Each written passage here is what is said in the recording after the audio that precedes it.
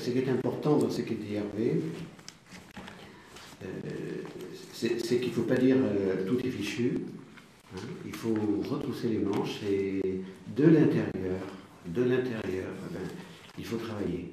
Voilà. Alors ça demande bien sûr du courage, ça demande de préparer ce qu'on a à préparer, mais je retire surtout, je reviens toujours à ce que disait Jean-Paul II, loi de la raison. Il faut donner les arguments, les fondements, il faut expliquer. Parce que si on impose une loi du permis défendu, cette loi, on va la refuser. Mais si on fait comprendre que cette loi est conforme à la raison, et ce que tu fais, Hervé, tous les 15 jours, c'est important, il faut expliquer aux jeunes, il faut expliquer aux parents, il faut expliquer avec les éducateurs qui collaborent avec toi, et petit à petit, eh bien, nous arriverons à transformer l'intérieur. Alors, on aurait dû avoir un autre témoignage, mais Jean et Sylvie n'ont pas pu venir. D'un certain côté, ça nous permet quand même de terminer à 22 heures. Donc,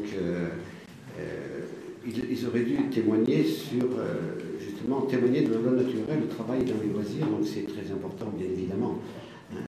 Vous êtes dans le monde du travail, vous êtes dans le monde des loisirs. Vous voyez l'actualité actuellement de notre actualité. Hein, c'est quand même surprenant que je ne sais pas quelle est l'objectivité des informations données par Google, mais depuis 15 jours, c'est toujours DSK qui est en tête. Comme si c'était la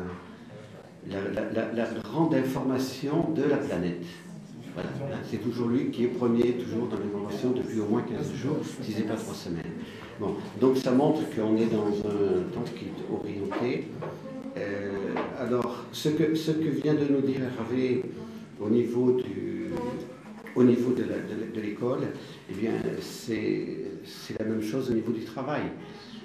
Donc, vous êtes tous affrontés à des grandes difficultés. Tous, à quelque niveau que ce soit. Hein.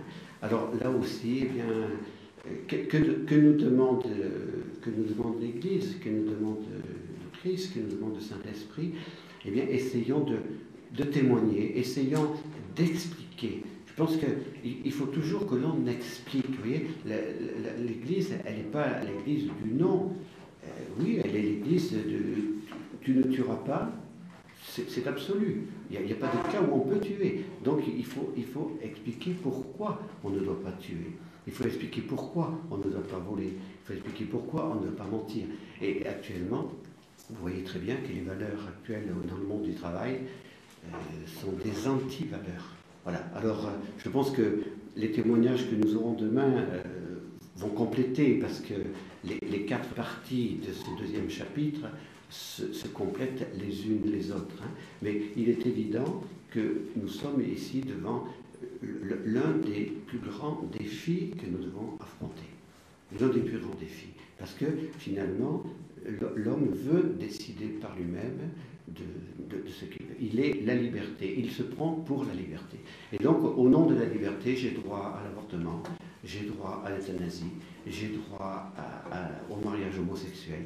J'ai droit. Alors, vous voyez, bon, tu n'as pas parlé, Hervé, de ce problème aussi qu'il y a eu dans une école catholique, dans le diocèse de Nantes, puisque à la fin de l'année dernière, à la fin de l'année scolaire, un professeur a terminé son année et il a commencé au mois de septembre en étant madame. Hein, il était monsieur au mois de juin et il était madame au mois de septembre. Donc, qu'a-t-on fait? On ne l'a pas exclu. Mais on a fait venir des psychologues pour aider les jeunes à accueillir. Hein? Oui, mais c'est là où c'est la gravité de la question. On dit, mais voilà, c'est son choix.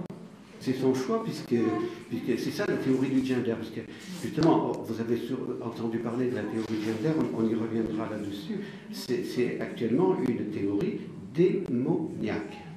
Voilà, une théorie démoniaque, pour dire qu'il n'y a plus de nature. Vous voyez, le problème que disait Jean-Paul II est là. La liberté contre la nature. C'est-à-dire qu'il n'y a plus de nature. Ça veut dire que je vais décider par moi-même de ce que je vais devenir. Donc, on vous dira, oui, mais c'est l'Église, c'est la tradition judéo-chrétienne qui vous a imposé cette différence homme-femme, mais tout ça, ça n'existe pas, puisque c'est vous-même qui allez décider de ce que vous allez devenir. Vous voyez, c'est grave. C'est grave. Nous sommes là devant un défi majeur. Et donc, face à ce défi majeur, il n'y a qu'une solution, c'est d'être les témoins de la loi naturelle. Et cette loi naturelle, il faut justement la présenter. Alors le problème, c'est qu'il faut travailler.